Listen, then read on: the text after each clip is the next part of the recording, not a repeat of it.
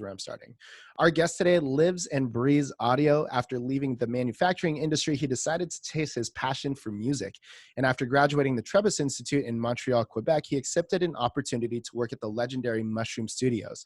It was there that he received the Fred Charette Award by Music Counts. And in 2017, he started his podcast producing company, MicMe Audio, which has helped entrepreneurs like Gary Vaynerchuk, Brittany Crystal, and of course, me produce their shows. He's also the host of the podcast Mix, a show that helps launch and grow their own podcast. But before I speak too much, let's allow Nick Parry to overshare. How you doing, Nick? How's it going, Mick? So happy to be here. It's a long time coming, so I couldn't be happier.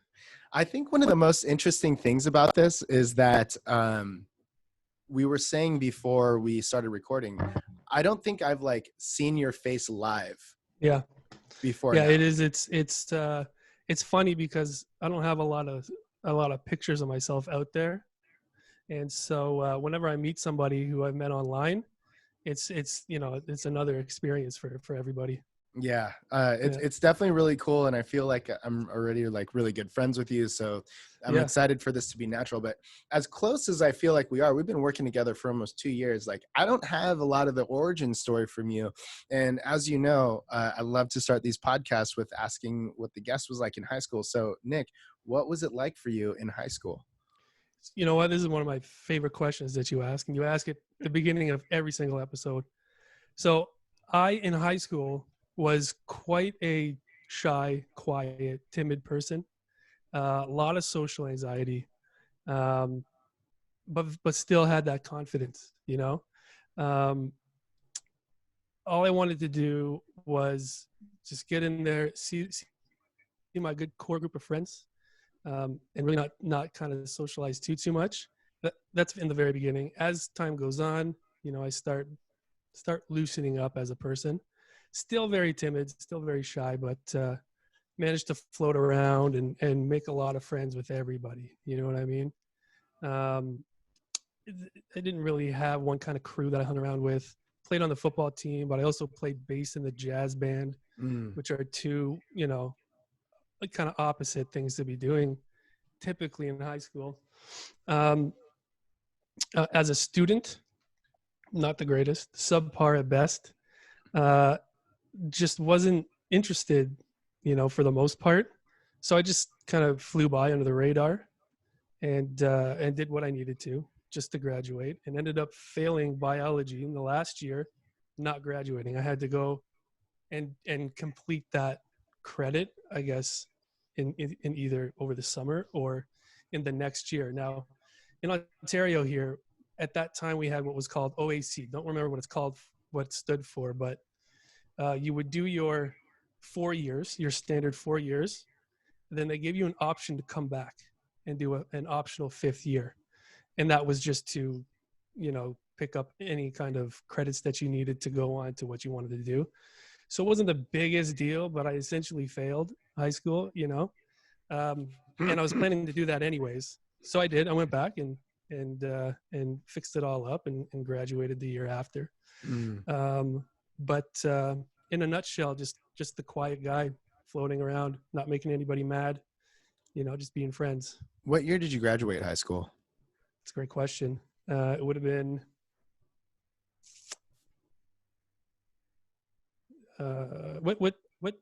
what age do we graduate at? Do you remember? When we're 18, or at least in the States. I don't know if it's any different. Yeah, when we're 18, 19. Yeah. So I'm 33 now.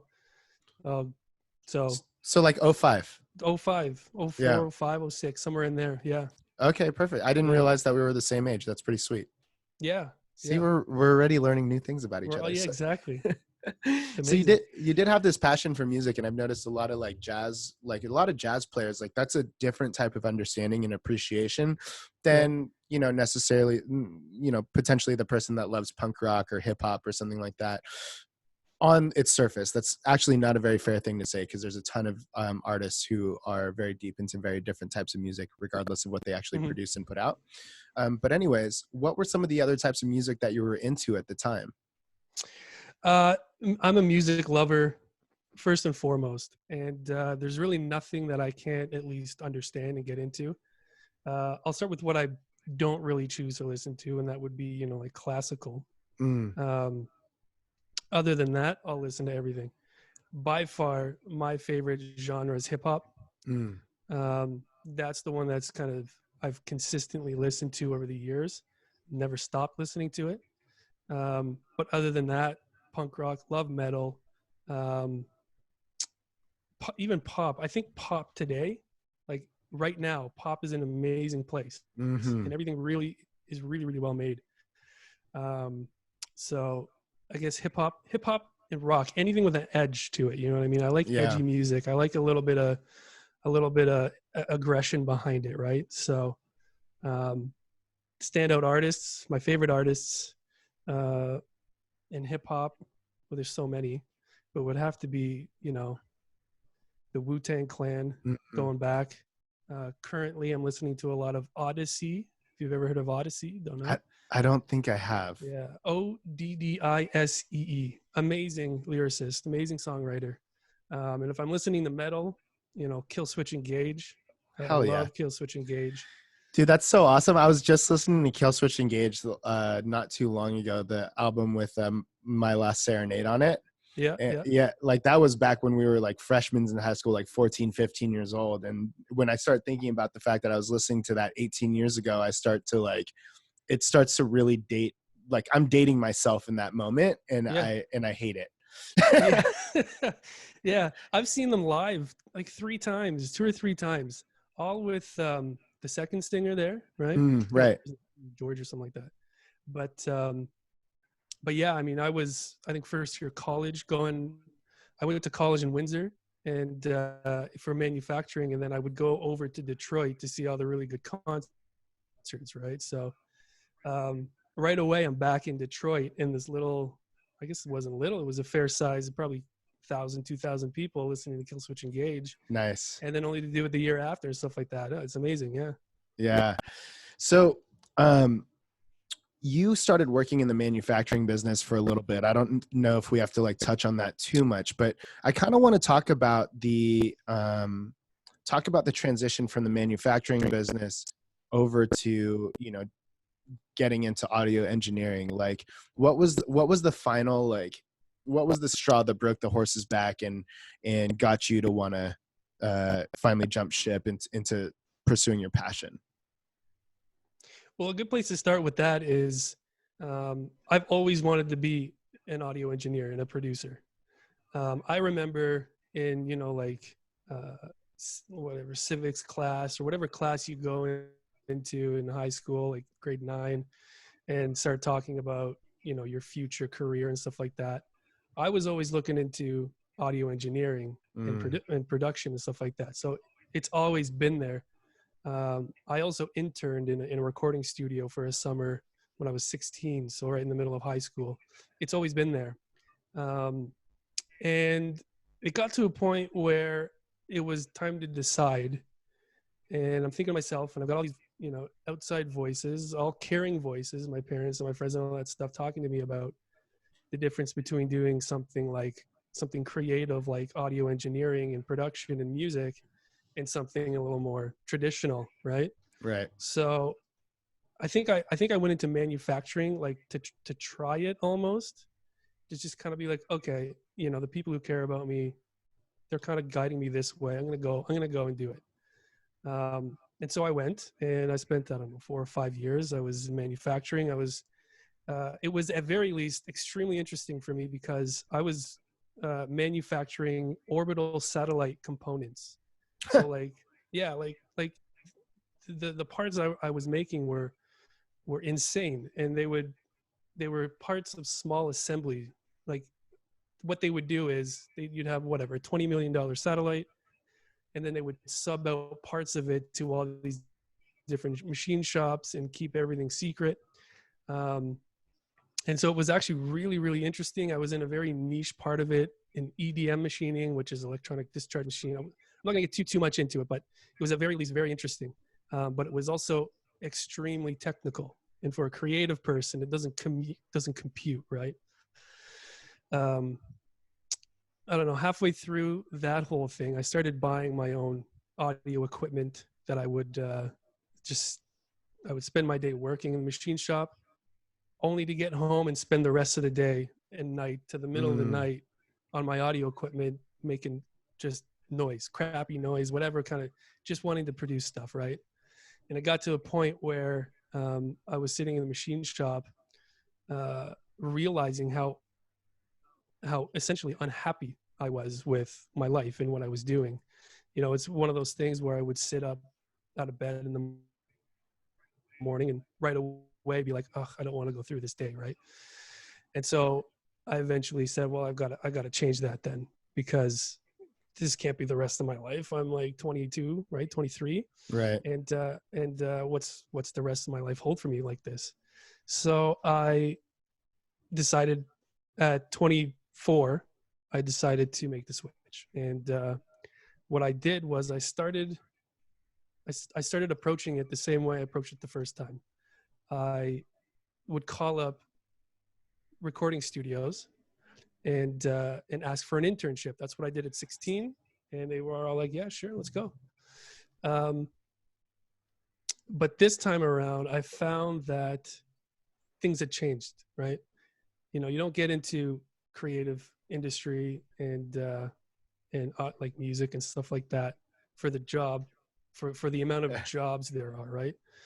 And so what the music industry started to do, because the studios are trying to find work too, well, all the studios started writing their own courses, you know, and then all of a sudden you have all these different schools that pop up.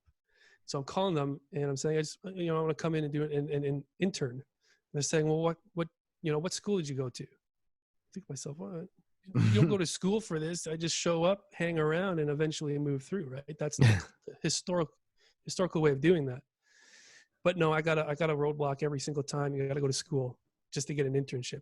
So I did it from 24 to 25. I worked, 3 jobs: the machining job. I worked at a rib and wings place part-time. And then I was a ski lift operator. I loved snowboarding. So the ski lift operator when I wasn't at the restaurant, right? Saved up to go back to school, saved up to pay off, outstanding loans. And at 25, quit, didn't look back, and went back to school. It's the third time heading back to school. So, and this time around, high school didn't go great, wasn't interested. I did a ton of schooling for the manufacturing, a little more interesting, but didn't really excel too much. Went back to school for audio engineering, and turns out I just need to be interested in the topic because I'm scoring the top of my class, graduating 97 overall, and had an internship within a week of graduating. So that was kind of how the whole transition happened, right? It's interesting what happens when you actually start focusing your attention on something you're interested in, and how much more successful you are when you put your focus there. 100%. There's nothing like it. So I think right now is an interesting time to talk about podcasting. There's actually a part of me that thinks to myself, well, as we're in quarantine, and to the listener, we're recording this on April 16th, 2020, and we're 1 month in California anyways, to the quarantining due to coronavirus, right? And there's a part of me that's like, now's a really great time to start a podcast because, there's a lot more people consuming content, people have more time for it. On the other hand, I also think to myself, well, there's not a lot of people commuting, so maybe some of the podcast listenership has gone down. Who knows? But at the end of the day, I do think that it's a great opportunity for people to start creating content. And for me, creating a podcast has actually been the easiest thing for me to do. But from your lens, Nick, can you talk a little bit about the opportunity right now for audio content in regard to the fact that, what does the space look like? The time spent on podcasts, or, the fact that it's like unregulated content. Like, I think a lot of those points are really heavy, and I'd love to get your 2 cents on it. The industry is still very much in its infancy, right? We're going back only about, it's been around for decades, but as we know it today and how accessible it is today, we're going back only about 10 years. And that's very, very young for any industry. So what we tend to see then is there's a lot of there is a lot of space, you know. The barrier to entry is very low because anybody can do it, right? There's nobody saying you have to do this, that, and the other thing to start a podcast. And that also touches on the unregulated nature of it. So if you have something to say, then you should go and say it, because nobody's going to stop you from doing that. And all you need is some basic recording equipment, the internet, a Zoom account, and a little bit of technical savvy. Yeah. Yeah, and there truly is no better time to start a podcast. It's the age of information, and people now more than ever just want to just take in information. Yeah. And podcasts are perfect for that, because I mean, there's all different types of formats. There's everything from the audio drama, which is like a radio play. It's like a story, like fictional. There's people like hobbyists talking about like Spider-Man and Darth Vader in their basement, just having fun. There's companies and businesses using it as an extension of their brand, and for marketing, and to establish credibility, and to kind of interact with their audiences and their client base, essentially. Companies are also using them as sort of newsletters. I work with a great company who's producing their podcast and sending it out just to the company. It's a huge company in the energy sector, and they just pump it out, and it's like current news in the industry, right? I mean, anybody can listen to it, but that's kind of their goal. And then there's people building literal courses, to teach people a new set of skills, or skill sets and stuff like that. It is unregulated. You can literally do and say whatever you want, except for using copyrighted material, which goes without say. Like, you couldn't put Bruno Mars song in this and expect it to be okay, because it would literally be breaching copyright. Right. It's exactly what it is. But you can swear. Nobody's going to stop you from swearing. You can have if you have extreme opinions about something, which isn't always a bad thing. You can voice those opinions, and there's people who are gonna relate to it, and they're gonna want to listen, and they'll listen, right? So the opportunity to start a podcast is never going to be better. I think it's going to get harder and harder over the years. Yeah. As bigger companies, we're already seeing big multi-billion-dollar and million-dollar companies coming into the space and dumping all their money in, which is it's essentially going to take a little bit of space. All the celebrities are coming in, right? Which is, again, this is all great. I'm not saying this is a bad thing, but it's just going to slowly get harder and harder. Contrary to that, however, I don't think there's ever going to be a shortage of audience for your podcast, whatever that may be. It's just reaching them, right? And with all the noise, podcasts kind of go hand in hand with social media. With all the noise, it's just hard to get exposure for your podcast, right? Yeah. So now's the time to jump in and go for it. 100%. There's so many different channels that somebody can promote that. And that's definitely something that I want to touch a little bit on. We have some questions from Instagram actually on how to promote the podcast, things like this. But before we get into that, you work with a lot of like entrepreneurs, like people building personal brands and professionals in launching their podcasts from the production side. And then, I know that you're involved with a lot of your clients and a lot of your partners. Have you seen anybody really pop off and like really gain a lot of popularity because of the fact that they started their podcast?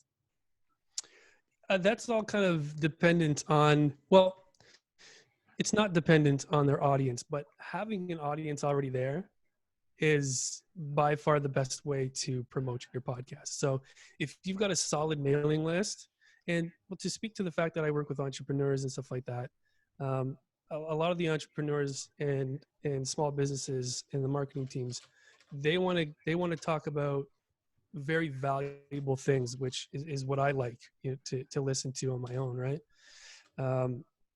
And the fact that they're doing that is, in my opinion, one of the best things about podcasting, because these are the people who want to teach and they want to give back, they want to pay it forward, and they want to better the world, and they want to better their own lives and stuff like that. But we all know how busy entrepreneurs are, and marketing teams and stuff like that. And so that's where I saw sort of the place to serve. I could save them a ton of time on their podcast, and they can still do what they want their podcast to do. I mean, that's something that's definitely helped me out quite a bit, is just is the time spent on editing it. And it's funny, sometimes it's just the brain space of getting there and doing it. I like to be, you've offered on multiple occasions to help publish it and promote it, like those types of things, but I still like to be very involved with that, just so that like I have a pulse on what goes on to like make that work. Mm-hmm. I don't know if I've completely like hacked or figured out how to actually grow a podcast, right? It's basically just using all the other social channels and all the other channels I have. I mean, you've worked with people like Brittany Crystal. At one point you did the intro for like Gary Vaynerchuk, and I think you're right. So you've definitely seen some like success in some places, but is there anything that has stood out to you in the last couple of years, and maybe what that person did to gain a little bit more success from their podcast? Yeah, aside from having a built-in audience, which is a giveaway, and you have built-in audiences on your mailing list, your social media, and all that stuff, those are always really a lot easier to get going. If you're starting cold, and I think this is probably what you're trying to get to, because it's definitely the hardest thing. Yeah. You've got to really nurture it. And you've really got to be loud about it. And you got to pull out all the stops. You got to do everything. You got to hit every social media platform. And you've got to be consistent every single day. And you've got to be interacting with your audience on these platforms and stuff like that. Starting Facebook groups centered around your podcast for your podcast listeners to get together and talk with each other, and just you form that community is one of the better ways to do it. One of the best ways to do it would definitely be to do what we're doing here. All the people, some of the guests you bring on your show, they have their own podcast, right? And what that will allow them to do is to share your podcast to their audience, right? And that'll bring a little bit of people over to your podcast as well, right? So the best thing to do is to be a guest on someone's podcast and ask them to be a guest on your podcast. And then you just cross share to your audiences, and you'll kind of grow a little bit that way, right? And then there's word of mouth. And it's some people might think, well, you're taking listeners away from me. And it's no, that's not happening, because people aren't listening. The only reason people are listening to these shows are for, Mikhail, your voice and how you present it, right? And then, but the other person's audience wants to listen to them. They connect with them, and it doesn't matter if you can connect to both. You know what I mean? You'll listen to both, right? So that, I think, is probably the best way to do it, and that's as simple as just, again, social media. You have access to everybody you need to on social media. And you just reach out, DM them, email them, call them, whatever form of contact they have out there. Just say, hey, and approach them. And this is the thing. The other thing about podcasting is, when you approach somebody to ask them to be on your podcast, what you're asking is valuable to them, right? You're not asking something from them. They're going to be able to come on and talk about what they're doing, which is valuable to them, right? So it's the easiest thing to do, and it's not uncomfortable. You just ask somebody to come on your podcast. They love it. Nobody's I've never asked, like, I've asked some pretty cool people. I feel like nobody's ever been like, nah, I don't want to do that. They're all very open to it. Yeah. 100%. And sorry, just one more point. If you want to go behind the scenes, like if I'm working in audio and I want to talk to producers and engineers and songwriters, like, some of these, it doesn't matter if these people have worked on Lady Gaga and all that stuff. They're going to come on because, they're accessible and they love it. They'll be able to talk about it when they don't normally get to talk about it. So Exactly. There's almost nothing better than to ask somebody to talk about themselves for a little bit, and they're down. 100%. Yeah, 100%. Yeah. So, to the person that might want to start a podcast, can you give us like a brief overview of how they can start it at home? Yeah, it's it is very simple. There's a few things that people look over sometimes in the beginning. Pre-planning. You want to plan it before you do anything. You want to have you want to be able to laser focus in on something, right? So there's three main questions that I always tell people to start off with. Why do you want to make the podcast? Which to me is the most important, because that's going to set the framework to help you stay on track and to help you keep delivering the content that people started to listen to you for. Who's going to listen? And this is just that'll sort of build on the why, right? Yeah. So it's like, literally digging out a demographic. Are they males 16 to 24? You know what I mean? Like, you actually have to give them a profile. What do they do? Where do they work? Where are they in the world? You know what I mean? If they're within a company, like what regions are the company? Do they have headquarters in and stuff like that? And you got to be unique. So you have to come up with your own uniqueness. Why are people going to listen to you? You know what I mean? And that's going to start with the host or hosts, right? People are going to fall in love with their personalities, but to go over and above and solidify that, you want to have some sort of uniqueness thing to it, right? Like with I'm actually about to start one with Laura, my girlfriend. I love that. She's an actress. Yeah, she's an actress, and we want to start a podcast that addresses other creative people living a creative lifestyle, or even an entrepreneurial lifestyle, because it is an alternate lifestyle. It's not the traditional. The timeline is kind of skewed compared to what the most of society is doing, which can be, as we all know, I think a lot of our entrepreneurs who listen, it can mess with your mind, and it can be difficult. Mm-hmm. Then you can, there's a lot of highs, a lot of lows. And so our unique point that we want to do is we also have a lot of friends that live this lifestyle. So we want to focus in on the relationships between two creatives, right? Two people living a creative lifestyle, or the relationship between where one person is living a creative lifestyle and the other is living a more traditional lifestyle, which that poses issues as well. So, we did a lot of research on this, and we came to find out that there's no one really looking at how living a creative lifestyle or an entrepreneurial lifestyle or an alternate lifestyle affects relationships, right? So that's where you want to start. You want to start with those three questions, because everything will fall into line after that. And then you've got to start thinking about your branding, because you want to get some buzz going. And that's why I go to the branding next, because you want to have colors, you want to have some graphics, you want to have, you want to set up your Instagram accounts, you want to set up the places where your community is gonna go to, right? So that you can start sending buzz out. You get your intro and outro done. You can play that on your social media feeds, and you can start generating a little bit of buzz. But not only for the buzz, but when you start to submit to like iTunes and Spotify and all that stuff, they're going to need the cover art and stuff like that. And you're going to have your intro and outro done in order to get approved on all those things. So branding would be next. Yeah. And then you've got to figure out the format. Is it going to be an interview podcast? Is it going to be a solo podcast, one person talking on the microphone? Are you going to be traveling to remote locations?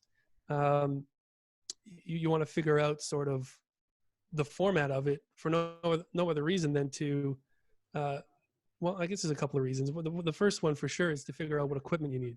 Right. If you're going to be traveling to remote locations, like my setup here, I've got a laptop, an interface, and a big boom microphone here.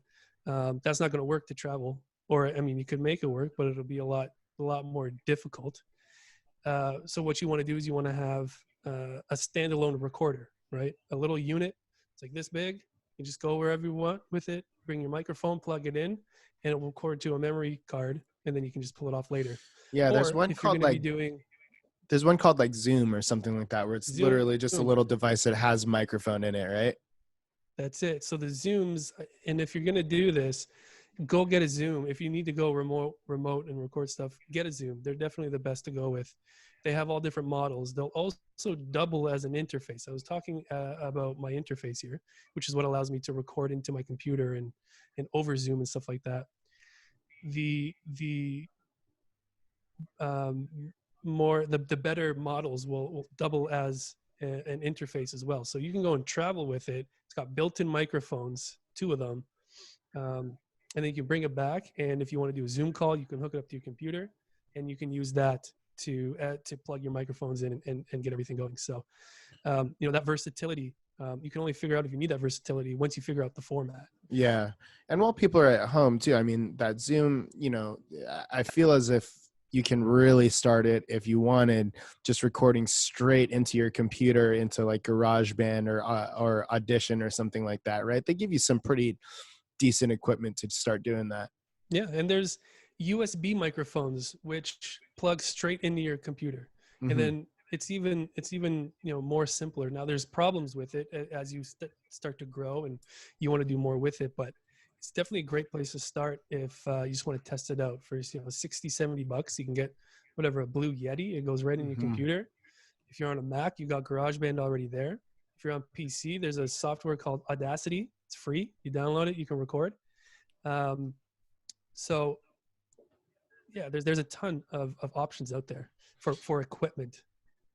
And so when it comes to hosting the podcast, so now somebody's like, they have their ethos of what they're actually going to be producing. They've gotten that $70 microphone, that Yeti. And even like, I even tell guests sometimes like, hey, like just plug in your headphones with a microphone. And that typically picks up pretty well.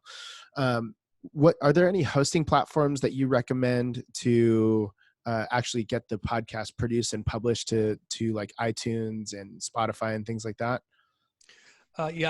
We're a huge fan of Libsyn. I don't know if you've heard of Libsyn. Have you heard of Libsyn? I don't know if that was a layup for Libsyn or not, but I host my podcast on Libsyn, and I saw that you edit, you produce Libsyn's podcast too. No big deal. Right. You know what? I completely forgot about that. I'm not affiliated with Libsyn. Like I'm not like on any kind of thing here.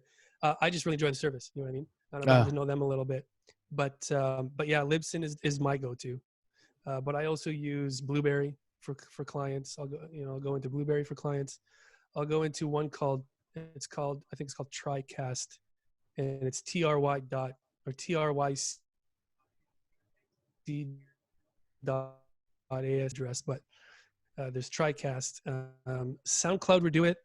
You've got to go and upgrade to the paid version if you want to do that, because you'll be capped on how much you can put out there. Podbean is one of them. There's a bunch of them. There's a lot out there, and they all do it well. They all do exactly what you need. Yeah, I feel like, from some of the experiences that I've had, Libsyn has been one of the more easy ones for me, just because it has, you can easily push to Spotify. You can easily push to Apple. There was some hiccup that I ran into with SoundCloud, and that was really easy when I got started. But there was some hiccup, whether it was pushing to iTunes or Spotify or something like that. Maybe I couldn't push to Spotify. I can't really remember, but there was a good reason as to why I transferred over. Anyways, we have a bunch of questions actually from Instagram, and I would love to get your 2 cents on some of these questions that come in. Let's do it rapid fire. Yeah, for sure. So the first question that comes in here is, and we've kind of addressed this a little bit, but once you start your podcast, Caitlin actually asks, what are some ways to get your podcast out there if you just started? And so we talked about, getting guests on there and potentially having sharing that. But do you have any other strategies that you can get new listeners onto a podcast? Yeah, getting into Facebook groups that deal with the topic of your podcast. So I don't know, you say your podcast is on Spider-Man. Well, there's Spider-Man Facebook groups out there. There's Spider-Man subreddits out there. there's already communities on social media talking about talking about the topic that you want to do your podcast on. So just go jump in there and be a part of the community, right? Yeah. And soon enough, you'll be able to talk about your podcast in some way, shape, or form. So that's an amazing place to start. Get guests on. I can't speak highly enough about that. You can go and get a little more into a little more hardcore with it and approach maybe digital magazines, online magazines that deal with superheroes and stuff like that, and get them to talk about your podcast, right? Right. It really is a creative thing to do. The more creative you can get, the better. There's again, and there's nobody stopping you from approaching any one person or any community or any group and raising awareness about your podcast. So I love that hack with the Facebook groups. I think that's so solid because there are a ton of groups there that really have anything, dog walking groups, like something for everybody. Like there's no limit to what's on there. Yeah, 100%. So Ron Marklovitz actually asked here, how do you prep yourself and scheduled guests? So for you, do you have guests on your podcast yet? There's no guests on my podcast. The reason for that one is to literally walk someone through starting a podcast. Mm-hmm. So it's more of like an online course kind of thing. It's don't worry, I'm not gonna be making anybody pay for it, but that's kind of, mine's a solo thing. Sure. But the one that I'm about to start, we've already done most of the pre-planning and working out, what was it, scheduling, and what was the question? Prepping yourself. And I think that the fact that you're the podcast mix, I think that is an interesting one to touch on, because it's relatively easy for me to like maybe talk to somebody and jam off their energy to produce a podcast. But when I do the ones on my own, it's really difficult. So what are some of the processes that you have to produce a podcast if you don't have a guest? Yeah, that's a good point. I write those ones because I want it to go in a very specific order. I want it to be, it can be a lot of steps to start a podcast. And so when I started developing that one, I wanted it to be almost like a step-by-step process. So I ended up writing it because I didn't want to get in there, spend 25, 30 minutes recording and then find out I missed something, right? And I got to go jig it back in. So I ended up writing it and essentially started reading it. You know what I mean? Mm-hmm. Now there is something to be said about reading for a podcast. You've got to read it in a specific way so that it doesn't sound robotic and read. But that's definitely one of the ways that you can do a solo podcast is write the whole show. And then you can either follow it word for word, or you can just use it as to touch on as you're going.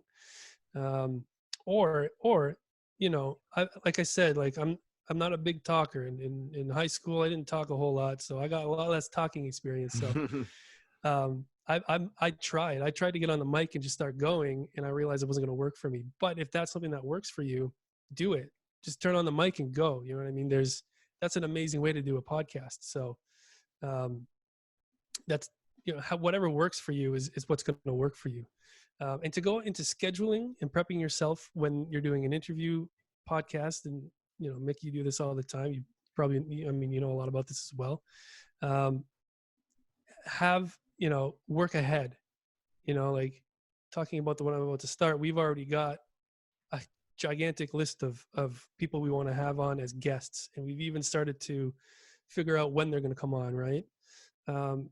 Specifically with this one, they're creative people, and they're working on projects, and they're creating stuff, and they're releasing, music, or their opening night for their play is coming up. So we want to work with that so that they can come on and talk about it when it's relevant, right? So that it goes out and everybody can go and see that show or listen to that song.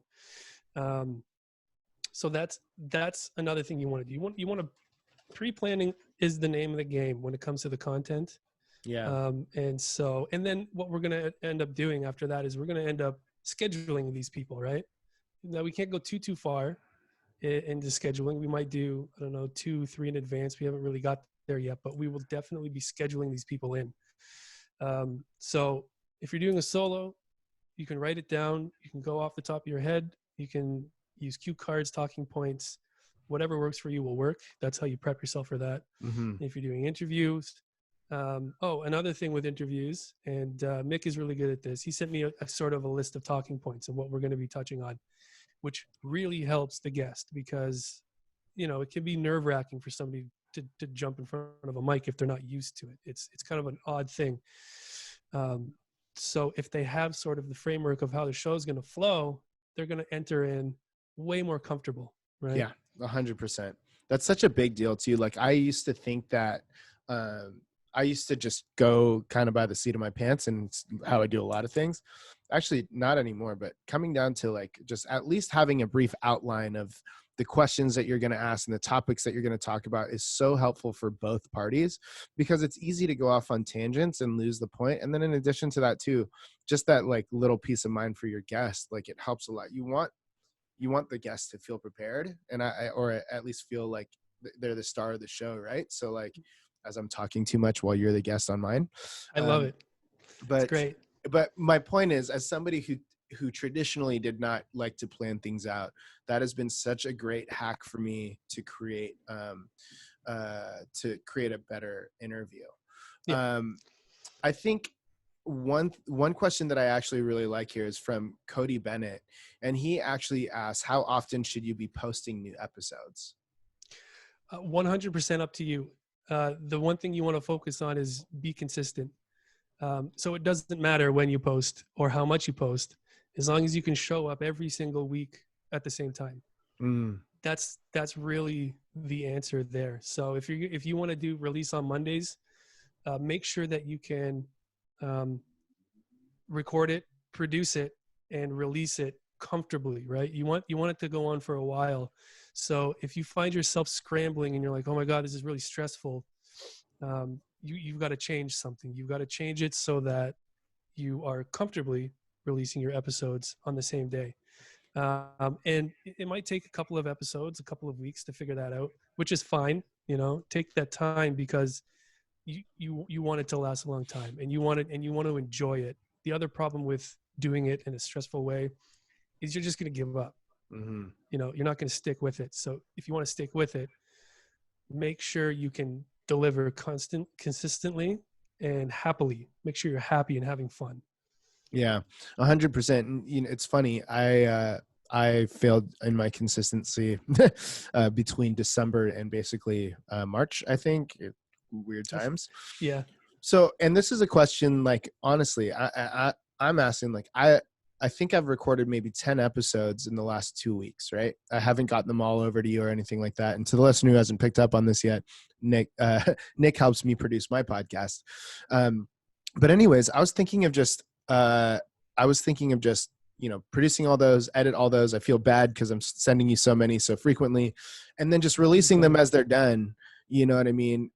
Without a schedule, like committing to Thursdays. I used to do Thursdays. Committing to Thursdays did become stressful for me, but for some reason I feel like, sweet, this is done, get it edited, push it out. Like that feels a little bit better. What are your thoughts on not having like a regular schedule and just pushing it as it comes? Well, it just comes down to what works for you. I mean, there's always going to be, outliers essentially. Like, some people work really well on the schedule like that, whereas other people may not work as well on a schedule and they want it to be a little more freer, Mm-hmm. which is totally fine. In your case, the consistency is coming every week. Okay. Maybe it's not on a day, which is fine, but people can expect it every week. Right. So there still is a level of consistency that really works. And it works so well because it works for you. Right. And so there's nothing to worry about with that. It really is coming down to what works for you as the creator of the podcast. But the constant there is to be consistent. So it doesn't matter. Don't worry about the details. Just be consistent in the production, right? Exactly. Yeah. Whether it's once a week, any time of the week, as long as it's once a week. If it's Monday, make it Monday, right? Yeah. Yeah, man, I love that. Are there any other best practices that you might have in terms to creating in regard to creating a podcast? Yeah, and it comes down to getting audio quality. The content is based on the podcaster themselves, right? And everybody is unique in their own way, and everybody's amazing, and that's just going to work. I guess you know a good rule when it comes to the content is just to be yourself. Don't Hmm. try to be anything else. And that would be, sorry, my I don't know if you can hear that. My Google's going off there. You have a Google Home, and I do. you don't have an Alexa. I know. I got it. I signed up for Spotify. They sent me one Uh, for free. what a marketing play, right? They're like, Yeah. yo, we need to get these off of our shelves, so we'll just give a bunch away. Yeah, exactly. But I love it. Yeah. But anyways, where was I? I was talking about Best practices be being yourself. yourself. Yeah. Yeah. Best practice when it comes to content, be yourself. People are going to connect to that no matter what, because you're a genuine person and people love to see a genuine person. But when it comes to the sound, that's where people kind of fall short sometimes if they don't, educate themselves well enough. Um, a microphone is designed to pick up and perceive sound, and it will, and it does it very, very well. So any sound you hear is going to be picked up by your microphone, right? So you want to, the best practices for when to record and how to record, stuff like that, is when are you going to be able to get a quiet time? If you can't get a quiet space, like I live on a busy road in downtown Toronto, I can hear all the cars going by. Now I can deal with that because I've been working with audio. I'll be able to deal with that. But to the amateur recordist or just someone just starting out, they may not be able to, and it's gonna degrade the quality of their audio. So the best practice there is to design a room that is free of external sound and free of reverb and echoes, right? Mm-hmm. Mm-hmm. How you do that is also dependent on the person, because if you can't pick a dedicated room, set it up with heavy blankets and all that stuff, well, what do you do? Well, there's things like, if you're at home, unplug your fridge, your food will be fine for an hour, 2 hours. It'll be, just don't open it too much. Turn off the AC. Turn off any of the big appliances, because that rattles the whole house, and the microphones really do pick that up. It'll come up through your stand, it'll come up through your table, it'll come up through your hand, right? So make sure that you're getting a quiet environment. If you're sitting in front of your laptop and it's got a loud fan, move the laptop across the room. If you have more than one person recording, microphones are designed in a specific way, and you want to I won't go too much into it. Microphones are like this dark art. I felt like the urge to like to dump everything about microphones in this segment. I was like, oh, we could be here for a while because that's your jam.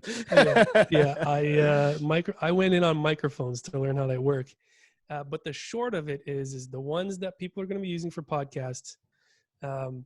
They pick up the best from the front. So they're front address microphones, and they pick up the worst or the least from the very back. So if you've got someone sitting across from you, you want to make sure they're across from you. If you've got someone sitting beside you, your mic will pick it up a little more than if they were sitting across from you. So that's another big thing that I talk about, is sit across from another person. That's a really good best practice to kind of follow. And then use headphones. You want to know what you're hearing. Some people, I've had clients where they just turn everything on and start recording, and they end up with something that's not usable because it may have recorded, but it recorded at almost zero volume, and there's nothing you can do with it at that point. So you want to put on headphones and you want to know what you're hearing. I've definitely made that mistake myself a lot of times. It's so frustrating too. Yeah. I think I've sent a couple over to you where I'm like, dude, I don't know what happened, and then I get cocky, and then I was like, I hope we can pick it up, and you saved it, thank goodness. But definitely frustrating to happen on the front end, right? Yeah. You want audio, even visual feedback is useful. Like I'm recording this locally on my machine here, and I'm looking at my velocity meter, or the levels here. I can see the waveform. I got good healthy waveforms. I know that I'm getting what I need, right? So definitely something that people might look over a couple of times. Yeah. I love that, man. You shared so many like great tips with us. I think it's really important for us to find a way to produce content. For me personally, this has definitely been the easiest one.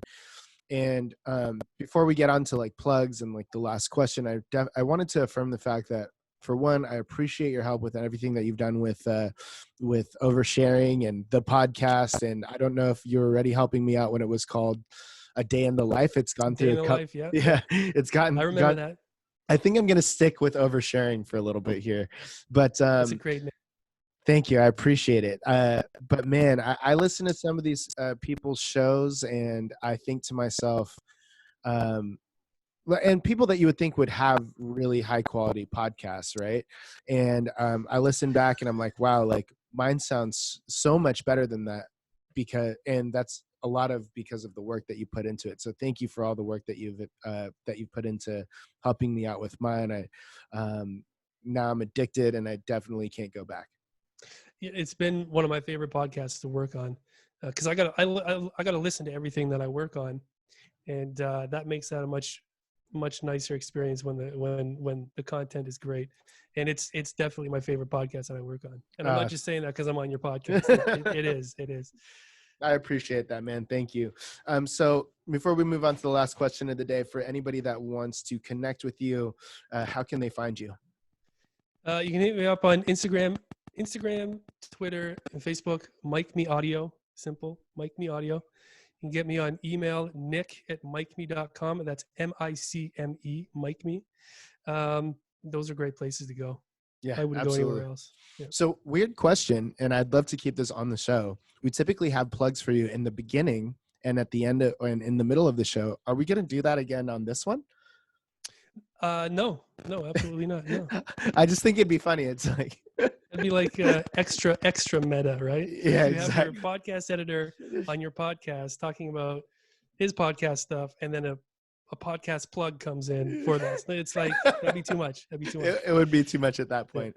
Yeah. Well, man, thank you again for everything that you shared with us today. I think anybody listening is probably very empowered to start their own podcast. And of course, Nick is a great guy.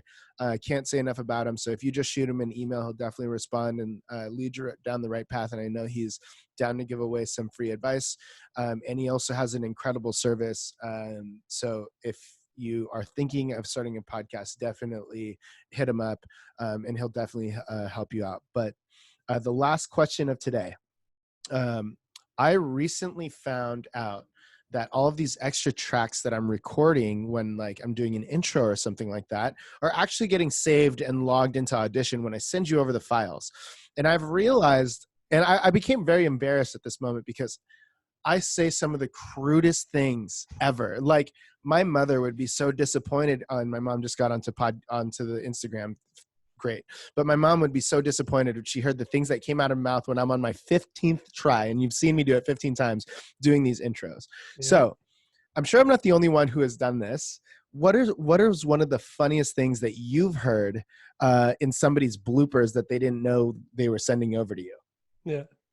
I also work in radio, and so I'm also recording people for radio, pre-recorded radio shows or bits or whatever.